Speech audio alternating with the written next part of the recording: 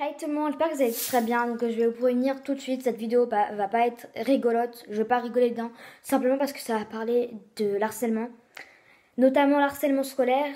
Donc je vais lire des témoignages que j'ai demandés sur Instagram.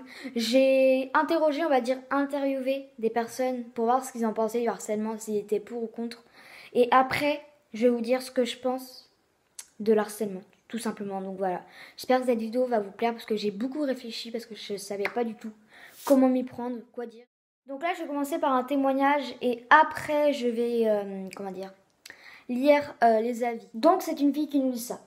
Ça a commencé il y a 5-6 ans. Je suis arrivée dans une classe où tout était normal.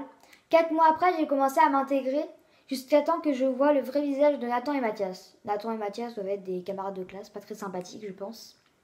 Ils ont commencé à me faire chier et ça n'a pas cessé. Quand je disais aux profs, les profs s'en foutaient, ils les laissaient faire. Ça va continuer pendant une année scolaire. Ensuite, j'ai changé de classe et j'ai dû le retrouver dans une autre classe, avec des gens qui allaient encore plus me faire chier. Au départ, cette classe était plutôt normale. Ensuite, quand ils ont su que j'avais un trouble du comportement, ils ont commencé à se moquer de moi et pendant 4 années scolaires, à la suite, je me suis fait harceler sévèrement, du genre insulter, tabasser. Une fille a posté une photo de moi sur Snapchat à la rue de la solitude pour dire que j'étais seule et tout ça, ça a continué. J'ai fait 5 tentatives de suicide et je me suis mutilée sévèrement. Je te laisse en juger.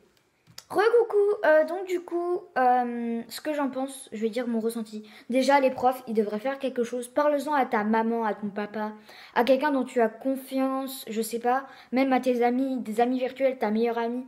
Mais tes 4 amis, je pense que tu as des amis, je pense. Donc là, je vais lire les abonnés, ce qu'ils ont dit, quand je les ai interviewés, quand je leur ai dit, vous pensez quoi du harcèlement. Je pense que je vais faire le dernier témoignage et après, je vais dire ce que j'en pense.